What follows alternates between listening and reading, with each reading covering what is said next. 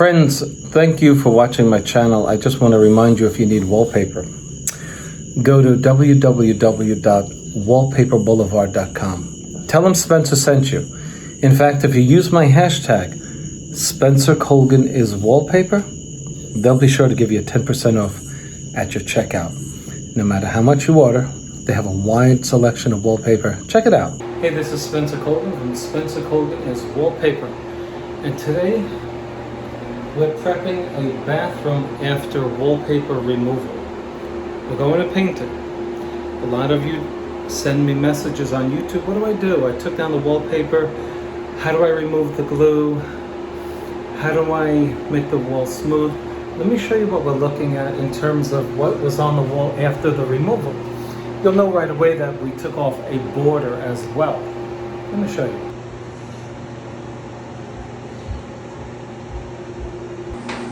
So if you have residual wallpaper left on your walls, like we do here, and you're starting to prep for painting, you can actually remove this just by sanding it, okay? There are little pieces on there, just sand it off.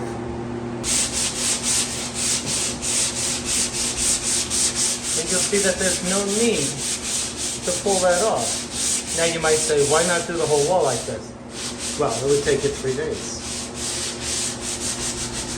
And if you get all of the loose edges off of it, you can just put your primer of either oil or alcohol, or if you have guards, G-A-R-D-Z, that'll do it. So, the paste that's used to hang wallpaper is different in ingredients and viscosity between the paste that's used to hold down the border. It's so thick that it makes a ridge. This is not paper left on the wall. This is the residual amount of paste on the wall after removal. And if I had to guess, I'd say that the person who hung the border used a clay-based wallpaper paste. Not easy to get off the wall. So why try to take it off of the wall? So I'm here to tell you that you don't have to struggle like the way they tell you at the box store how to get this off. We're going to leave it on. And what we're going to do is seal it with this product, Kills Original. Since this has a water base and this does not, it has an oil base, we know that we can seal this water-based paste underneath our primer sealer. And it's a very important thing that we do it, because when we seal this, we're locking it down. And that's what we're going to do. But now, can you paint over this? Of course not. Stay tuned for what we do after we seal the paste in order to get rid of these lines. So our homeowner had some oil-based DTM, direct to metal primer. I said, okay, let's demonstrate for the video why not to use just any old oil-based paint. Okay, this was put on over 2 hours ago. This is still wet. Okay? Please do not substitute what I'm asking you to use here in order to make your job go quickly. That's still wet. You can't compound over that. So, oil-based primer or bin, B-I-N. Bin is a lot more money, so you may want to go with this if you're on a budget. So I said earlier that when you have some paper, some residual paper left over on the wall, you can leave it. As you can see, we sanded it. We got it down to the smallest amount that we could. And so now I primed over it. And this is ready to receive a skim coat, and we'll make it nice and flat and make the wall beautiful.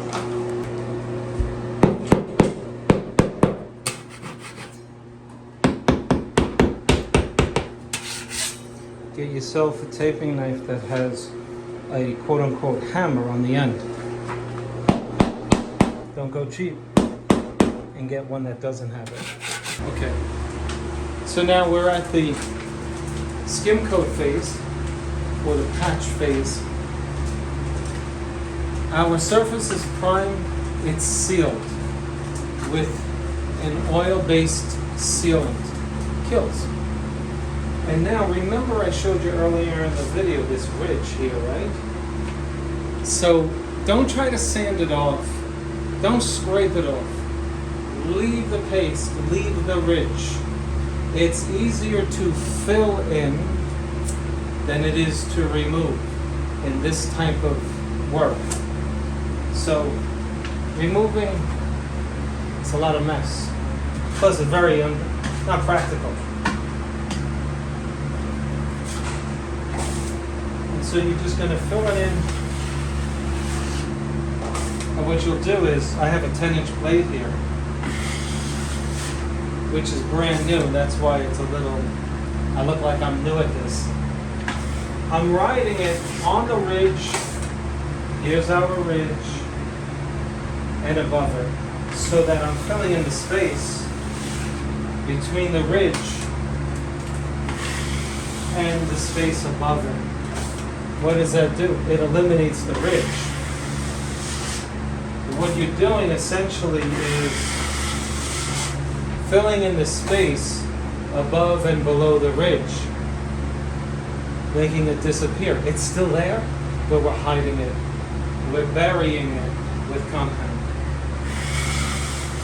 So, would you rather sand it off and make a mess in your home? Or would you rather follow Uncle Spencer and do it this way? I'm going to get going and do the rest of the room, patch where I have to. And I just love looking at the walls after you take down wallpaper and how the oil seals all of those inconsistencies in color, shade, texture.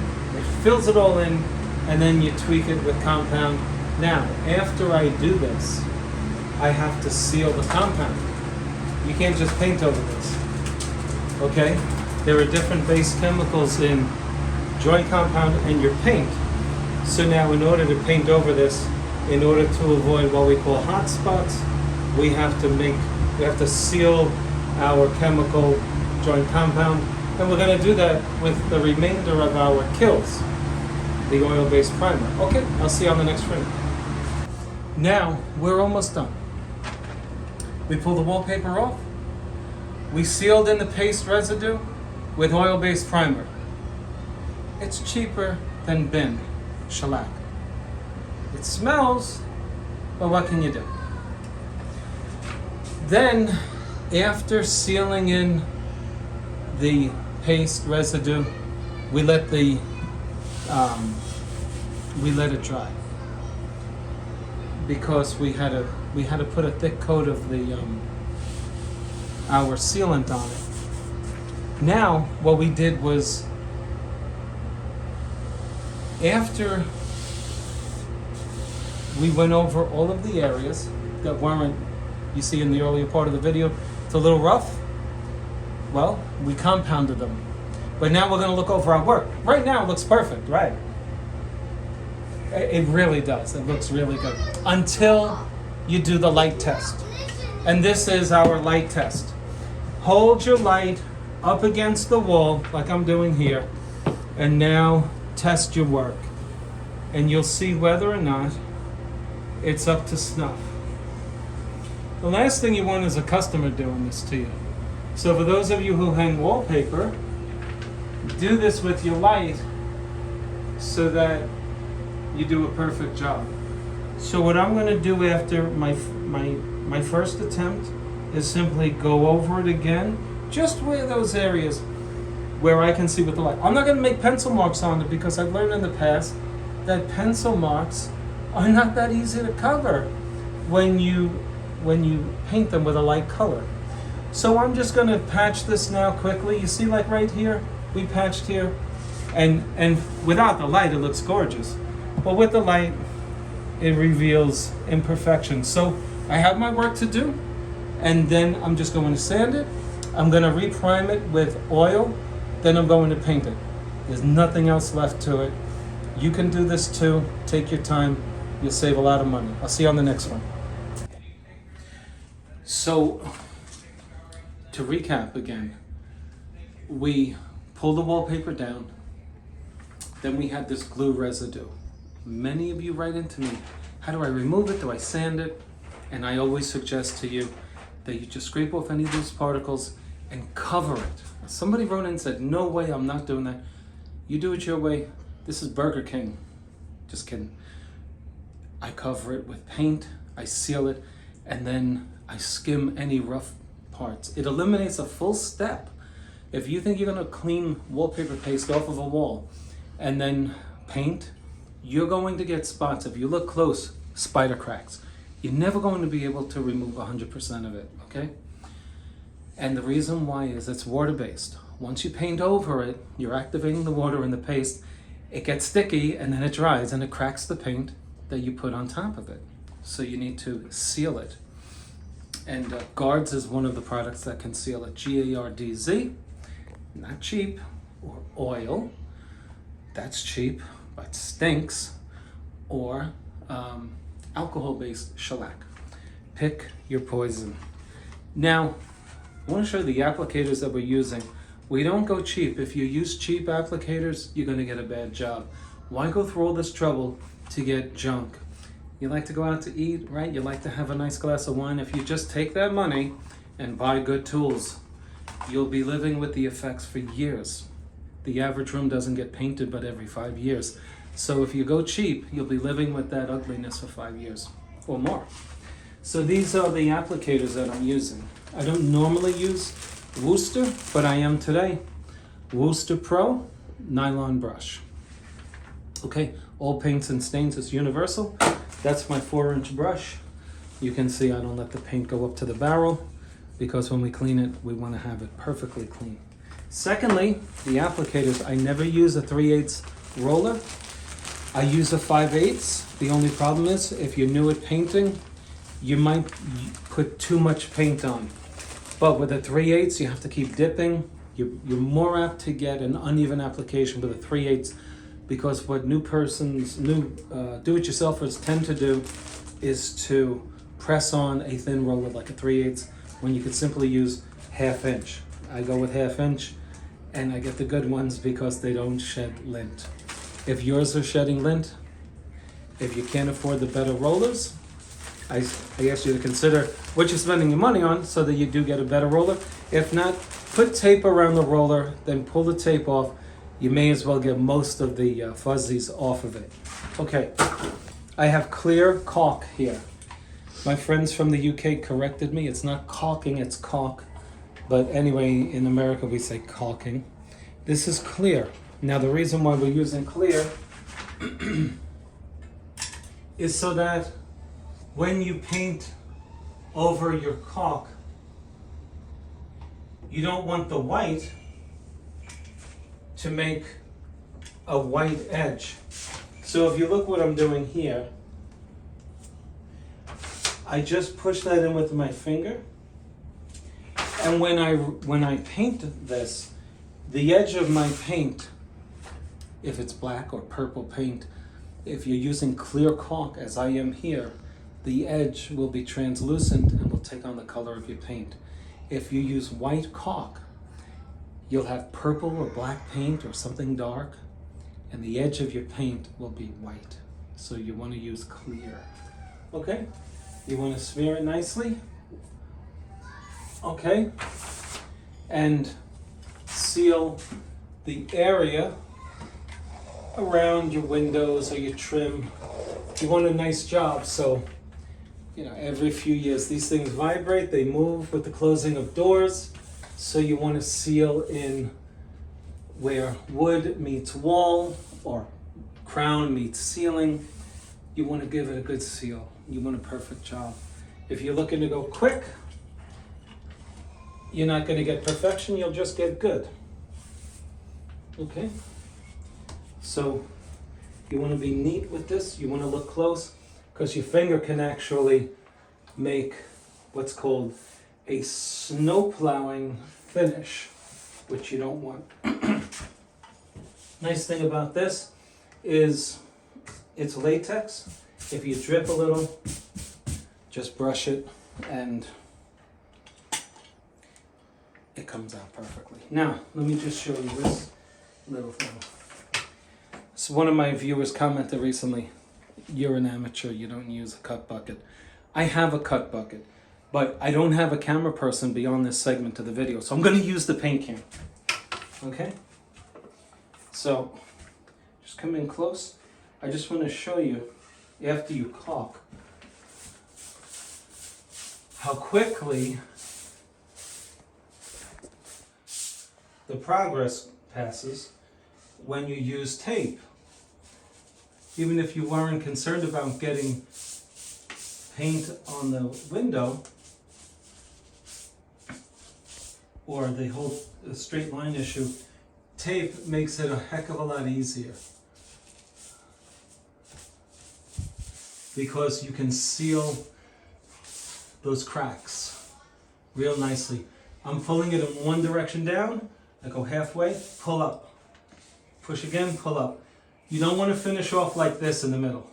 You start at the top, pull down halfway, go to the bottom, pull up halfway. That's one coated. Now, if one coat were enough, I'd pull my tape off right now, but it's not enough. So I'm going to give it 2 coats and I'm going to pull the tape off right away. Why is that? Because you don't want the paint forming a skin, all right? It's not going to dry on you within 10-15 minutes, but it will start to form a skin, and the skin makes tears. You know what I'm talking about. So when the paint forms a skin, you know when you go to cover your paint can, sometimes you get that gunk in there. What is that gunk? Well, it's the skin formed on the top layer of the paint when the paint begins to congeal. Okay? So I'm going to pull my tape in front of you on video just to show you the benefits of using it. Okay? You can go back and forth like this, but you don't want to finish like that, because if you just pull them in close, just show them what this sloppy finish would look like if you were to do this. Just show them. So if I did this back and forth and kind of left it like that, just show them up close all those lines. Not very neat. So with a good brush, with silky smooth filaments or bristles, you just go right up to the corner, pull down, one nice direction, straight down, again, straight up. Now you get a neater layout of the paint with a brush. I'm just going to quickly put another coat on there. Okay.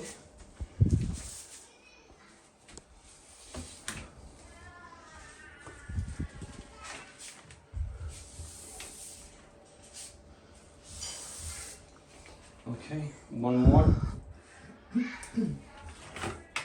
Can't emphasize enough on using good quality applicators, because when you go cheap, you have to repeat. And you don't want to have to do that. So, let's take the tape off. We're in a noisy house. I think the homeowner, the kids, no, the homeowner's right here. Just kidding. I'm actually in Oklahoma. My first time here. Now, if you can just go in close. Now, I'm the painter. I'm not going to deal with the porous caulk on the customer's window. If you look, my cut line is perfect. And that is because I used caulk. The caulk seals the point at which the tape meets the surface you're painting. And when you caulk the edge of the tape, it seals it from bleeding underneath it. Now you say, oh, they have green frog tape and it expands. I don't use it, you know. I know that the Idaho painter suggests to use it. And that's good if you want to spend $10 a roll for the tape. But most people, if they see $10 for a roll of tape, they're not going to buy it. It's actually almost $11 for a roll. A little bigger than this. So there you have it. Just show them how we made a nice line. And keep in mind, if this were not both white and white, that line would you'd need a perfectly straight line, especially if this were dark paint. And that's how you achieve it, by using tape. You can never, even a great paintbrush, you're not going to get a nice line with a paintbrush, no matter how good your hand is. Your tape is the best way to go. Okay, I'll see you on the next segment. So this is our first coat. But you say, oh, I don't have enough paint, I don't want to spend the extra money. You don't need 2 coats. Well, let me show you what professional painters do when they paint their first coat. I just missed this whole area. Let's back up. Yeah. And I rolled that.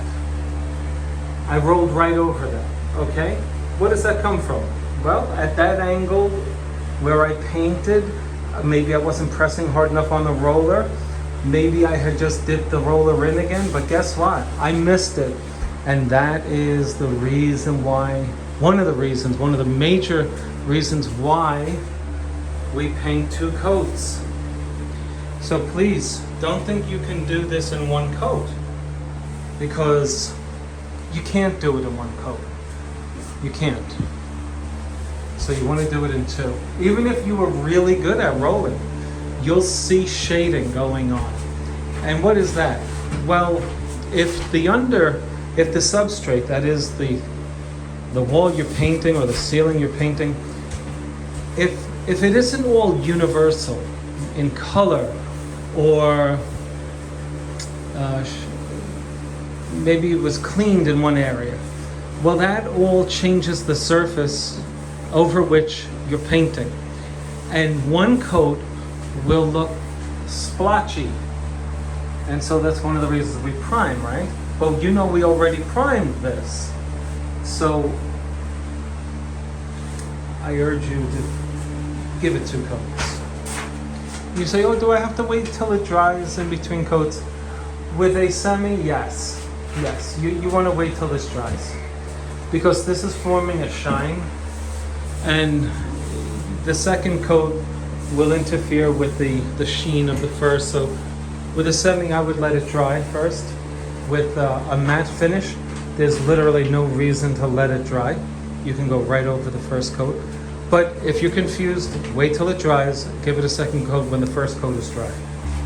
So when you're going around light switches, you want to get that brush in there and use a good amount of paint. You don't want to be too cheap with the paint, because here's what we're going to do. I'm going to roll. As soon as my partner gets done here, I'm going to roll this wall. And I'm going to start right near the switches so that it dries. It's all wet at the same time. We don't want that drying up. Okay, so my partner just painted around here with the brush. And so now, before this starts getting a skin on it, we want to start painting it right up against it, okay? I go right up to the light switch. I go right up against the wood trim, okay? Why am I doing this? We want the area to have the same effect as the applicator of the rest of the room. This is an applicator. I want a roller finish on this area, not a brush. You'll see it with a shiny paint. Okay, so very simple. We just come right down one direction, one direction, one direction. Okay, so let's just talk about rolling the wall.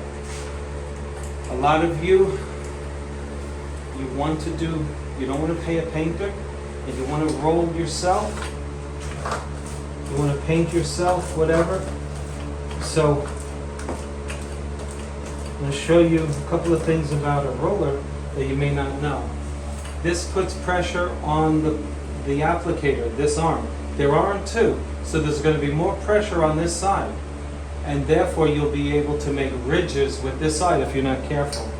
So I compensate for the pressure created by the arm by using my wrist here.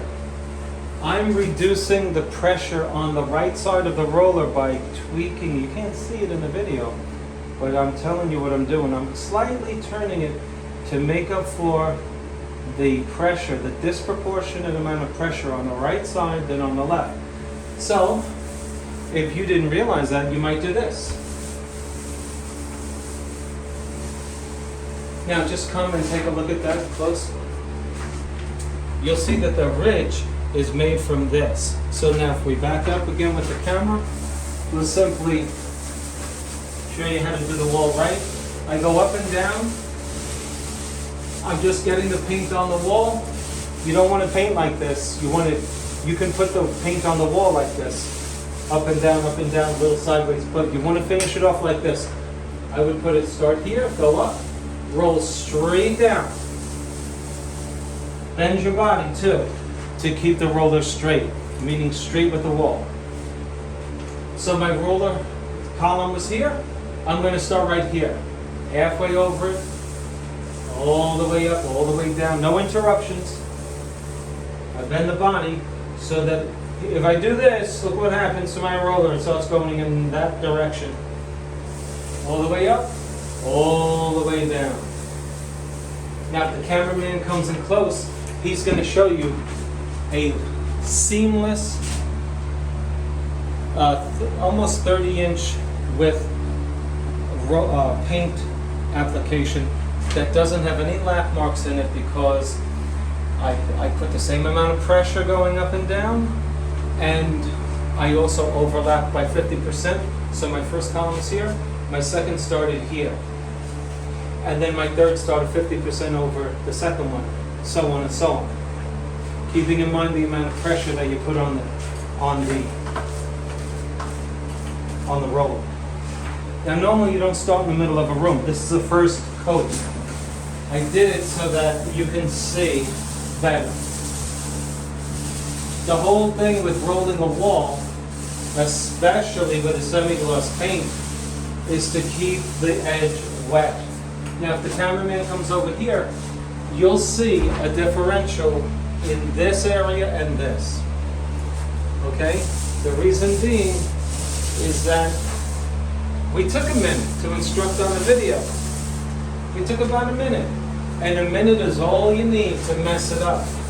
But that's not messed up, that's a first coat. That's only a first coat. But if you stop and take a coffee while you're in the middle, it's something, once you start, you do not stop. So, let me show you the way you would start it. Just like we showed you before, I'm just going to roll. You already have the instructions.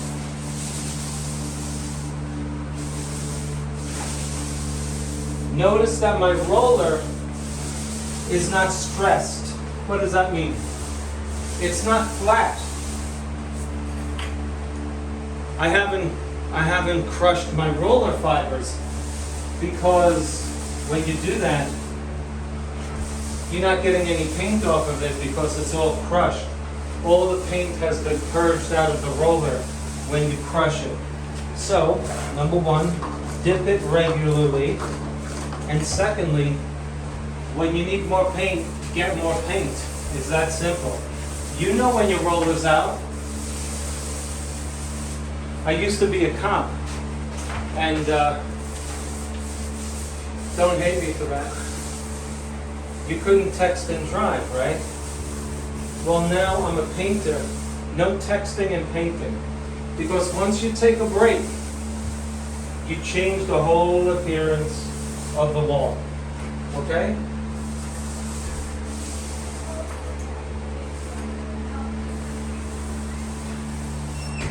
And then we'll show you the final finish on the next ring.